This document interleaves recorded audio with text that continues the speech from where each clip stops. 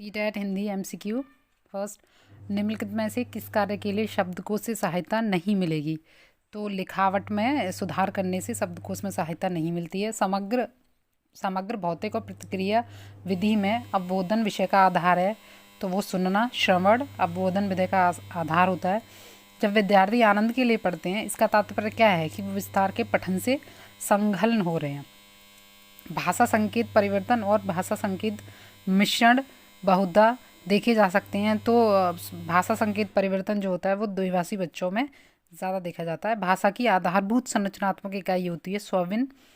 आधारभूत संरचनात्मक इकाई क्या होती है? स्व-भिन्न। बहुविकल्पी प्रश्न, क्लोज परीक्षण और निम्नलिखित में से मिलान करो। यदि ऐसे प्रश्न उन प्रकारों के उदाहरण हैं जिन्हें हम बहुधा परीक्षणों में देख सकते हैं। तो ये क्लोज परीक्षण और बहुक्लीय मल्टीपल चॉइस क्वेश्चन ये वस्तुनिष्ठ के अंतर्गत आते हैं। यदि आप शब्दों के सिर्फ समानार्थी और विपरीती जानना चाहते हैं तो आपको किसकी आवश्यकता होगी? तो शब्द समूह की एक सूची बनाएंगे, उससे हम इस समानार्थी और विपरीती शब्दों को जान सकते हैं। वर्ग शब्द पहेलियों के भाषा खेल विद्यार्थियों को उनकी शब्द संपदा सुधारने में मदद करता है। वर्ग पहेलियाँ और खेल में जब विद्यार्थी सीखते हैं तो शब्द संपदा वोकेबलरी उनकी स्ट्रांग होती है। सुश्री सुधीना कक्षा में भाषा पढ़ाती हैं। वे अपने विद्यार्थियों को कविता और शिशु गीत पढ़ाना पसंद करती हैं, जिन्हें विद्यार्थी पहले सुनते हैं फिर दोहराते हैं। सुश्री सुधीना अपने विद्यार्थियों के लिए क्या पुष्ट करने की कोशिश कर रही हैं? तो वो एक तो सुनना उनका बेहतर हो रहा है, दूसरा बोलना उनका बेहतर हो रहा है। श्रवण एवं वाचन की प्रैक्टिस करा रही है उनकी क्लास टीचर। नेक्स्ट, जब कोई विद्यार्थी भाषा का प्रयोग अपनी भावनाओं, संवेगों और विचारों को अभिव्यक्त करने के लिए करती है, वह भाषा के लिए व्यंजक और अर्थपूर्ण कार्य का प्रयोग कर रही है। ठीक है। श्री जगवीर अपनी कक्षा 2 में सुलेख प्रयोग से अपने विद्यार्थियों की क्षमता में सुधार कर रहे हैं। तो वो किस क्षमता में सुधार कर रहे हैं? अगर वो सुलेख करा रहे हैं तो किस क्षमता में सुधार कर रहे हैं? तो उनका एक तो सुनना और दूसरी उनकी लेखन शैली अच्छी हो जाएगी। पठन को प्रभावित करने वाली अधिगम की विकलांगता। पठन को प्रभावित करने वाली विकलांगता क्या कहलाती है? पठन वैकल्य कहलाती है। क्या कहलाती है? पठन वैकल्य, डिस्ग्राफिया। सुश्री परवीन कक्षा में बहुधा विद्यार्थियों से अपेक्षा की जाती है कि वे उनके पीछे पीछे दोहराएं। तो सुश्री परवीन जो है वो क्या करने का कोशिश कर रही हैं? अनुसरण क्यों करा रही हैं? क्योंकि वो अपनी कक्षा में पुनरावृत्ति ड्रिल का प्रयोग कर रही हैं। कौन सी टेक्निक का यूज़ कर रही हैं? पुनरावृत्ति ड्रिल का प्रयोग कर रही हैं। सस्वर पठन गतिविधियाँ किस लिए की जाती हैं? तो सस्वर गतिविधियाँ पढ़ना, सीखना शुरू करने और पाठकों के लिए वो लाभदायक हो सकती हैं। निम्नलिखित में से किस स्थिति में उपचारात्मक शिक्षण दिया जाना चाहिए? तो किस में दिया जाना चाहिए? अधिगम का आनंद लेने के लिए? नहीं। विद्यार्थी अपनी गति से स्वयं अध्ययन करना चाहता है इसलिए? विद्यार्थी कहानी की पुस्तक पढ़ना चाहता है इसलिए? नहीं। विद्यार्थी पढ़ाई गई अवधारणा या कॉन्सेप्ट को समझ नहीं पा रहा है इसलिए उसको उपचारात्मक शिक्षण की ज़रूरत है। प्रथम भाषा अर्जन के लिए कौन सा सही है? प्रथम भाषा अर्जन के लिए कौन सा सही है? तो ये प्राकृतिक रूप से अर्जित की जाती है, तो ये सही है। इसके लिए प्रशिक्षण की आवश्यकता होती है? नहीं। औपचारिक निर्देश की आवश्यकता होती है? नहीं। सचेत प्रयासों की ज़रूरत नहीं होती। भाषा जो है सिर्फ अर्जित अपने आप से हो जाती है, प्राकृतिक प्रोसेस है। निकटस्थ विकास का क्षेत्र शब्दावली किससे संबंधित है?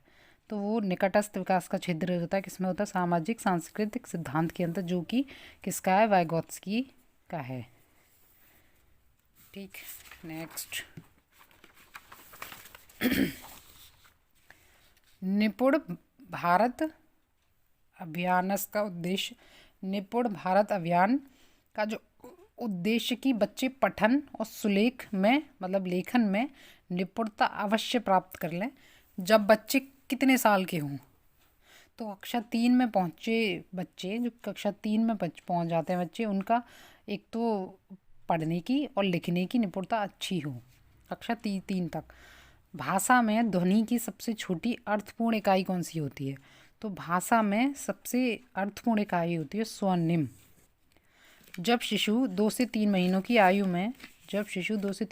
आयु में स्वर ध्वनियों को बोलने में सक्षम हो जाते हैं, उस अवस्था को क्या कहते हैं? तो उस अवस्था को किलकना कहते हैं। किलकना। 2 से 3 वर्ष के जो महीने के जो बच्चे होते हैं वो क्या करते हैं? किलकिलाते रहते हैं, बस किलकिलाना। कबीर 6 भिन्न भाषाओं में प्रभाव के साथ बोलता है। यह भाषाई योग्यता उसे बनाती है। 6 भिन्न भाषाओं में बोलता है तो वो कैसा है? मल्टी लैंग्वेज बोल सकता है, यानी बहुभाषी वो छात्र है। ठीक है। प्याजे के अनुसार बच्चे के समग्र बौद्धिक विकास के लिए भाषा सबसे एक महत्वपूर्ण पहलू मानी जाती है। अकॉर्डिंग टू प्याजे, चॉम्स्की की परिभाषिक शब्दावली सहजता योग्यता को किस रूप में समझा जा सकता है? तो भाषा अर्जन उपकरण में। भाषा अर्जन क्या है? शिक्षार्थी के सचेत प्रयास हैं, विद्यालय की प्रमुख गतिविधि है, प्रशिक्षण के द्वारा दी जाती है। ये एक प्राकृतिक प्रोसेस है। तो क्या है? नेचुरल प्रोसेस है भाषा अर्जन, जो कि हमें परिवार से, हमारे एनवायरनमेंट से हमें स्वतः प्राप्त होती है। ऐसा कक्षा जहाँ बच्चे अपनी मातृभाषा से शुरुआत करते हैं तथा उसके बाद उन्हें अतिरिक्त भाषाओं का शिक्षण दिया जाता है, वह क्या कहलाती है? जहाँ पर हम अपनी मदर टंग से शुरुआत करते हैं, फिर उन्हें और लैंग्वेजेस सिखाई जाती हैं, तो उसको हम बहुभाषिक क्लास बोलेंगे, बहुभाषिक कक्षा बोलेंगे। ठीक है।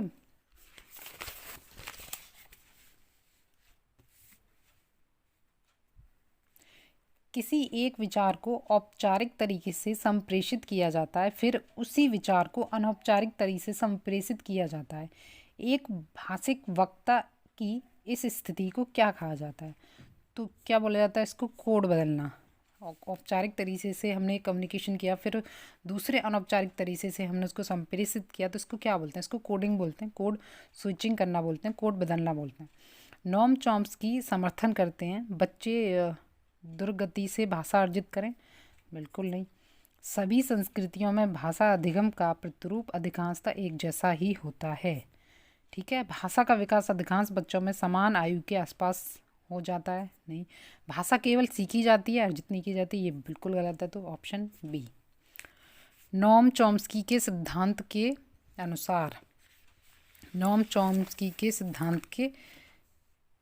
अनुसार हम सभी इस सहजात समक्ष के साथ जन्म लेते हैं कि भाषा कैसे कार्य करती है। तो भाषा जो है वो सार्वभौमिक व्याकरण है, हम स्वतः उसकी सीखते हैं। बहुभाषिक शिक्षा एक ऐसी प्रक्रिया है जिसमें शिक्षार्थी विद्यालय में अतिरिक्त भाषा सीखने से पहले अपनी मातृभाषा से शुरुआत करता है। ठीक है। द्वितीय भाषा के शिक्षण शास्त्रीय अभ्यास में के द्वारा संरचना को बेहतर तरीके के आत्मसात किया जा सकता है।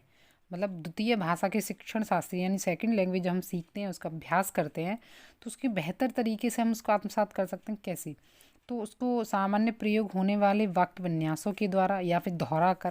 तो ये बेस्ट नहीं है। भाषा के अर्थपूर्ण अंतरण, इससे भी नहीं, अवलोकन करके। इससे बेस्ट होगा रोचक विषय सामग्री के साथ हम उसको अर्थ इंटीग्रेट कर दें चीज़ों को, तो हमें ज़्यादा अच्छे से समझ में आएगा। निम्नलिखित में से कौन सा किसी उत्तम पाठ्य पुस्तक का मूलभूत मानदंड नहीं है?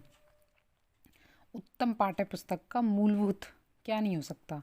भाषा है और उसका शब्द भंडार हो सकता है, विषय वस्तु हो सकती है, शैली योजना हो सकती है, मुद्रण और जल्द चढ़ाना नहीं हो सकता। ठीक है। एक अध्यापिका है, 5वीं कक्षा के अपने विद्यार्थियों को 6 वाक्यों का एक छोटा अनुच्छेद 2 बार सुनने के लिए कहती है।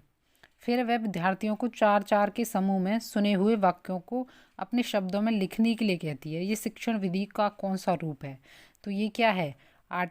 श्रुतलेख है। वो क्या करा रही है? राइटिंग करा रही है। एक अध्यापिका को पता चलता है कि कुछ विद्यार्थी सीखते समय अनुच्छेदों की विस्तृत व्याख्या और वाक्य रचना को समझने में कठिनाई का अनुभव कर रहे हैं, तो उन्हें एक समृद्ध शब्द भंडार देती है और कुछ युक्तियों का सुझाव देकर उनका अभ्यास करवाती है। इस तरह कुछ समय पश्चात उसके विद्यार्थी भाषा सीखने संबंधी कठिनाइयों को दूर कर पाते हैं। अध्यापिका ने यह किस प्रकार का आकलन किया? तो निदानात्मक आकलन किया। पहले उसने प्रॉब्लम को ढूंढा, फिर उसका निदान किया। ठीक है। नेक्स्ट होगी, किसी भाषा की परीक्षा टेस्ट का ब्लूप्रिंट तैयार करते समय निम्नलिखित में से कौन सा कार्य आवश्यक नहीं है? तो शिक्षण उद्देश्यों को महत्व देना, प्रश्नों के विविध रूपों को महत्व देना, कठिनाई के स्तर को महत्व देना, लेखन की विधियाँ विविध शैलियों को महत्व देना। तो शिक्षण के उद्देश्य ऑब्वियसली हम टेस्ट ले रहे हैं तो उसका प्रश्नों का महत्व बिल्कुल होता है, और कठिनाइयों का स्तर ज़्यादा टफ नहीं कर सकते, लेखन का उसमें कोई रोल नहीं होता है। तो ऑप्शन डी। 35। एक शिक्षक श्याम पट पर स्पष्ट लेख में कुछ शब्द लिखता है या लिखती है और विद्यार्थी उन शब्दों को अपनी अभ्यास पुस्तिका में लिखते हैं। निम्नलिखित में से कौन सी विधि विवर्तनी सिखाने की एक तकनीक से मेल खाती है? तो क्या है ये? प्रतिलेखन विधि है। एक बालक भाषा सीखते समय निम्नलिखित कठिनाई का अनुभव करता है। तो नाम तथा अक्षरों की ध्वनि को सीखने में, तो नाम तथा उसकी को सीखने में, वाचन वैकल्य। ठीक है, इतना बहुत।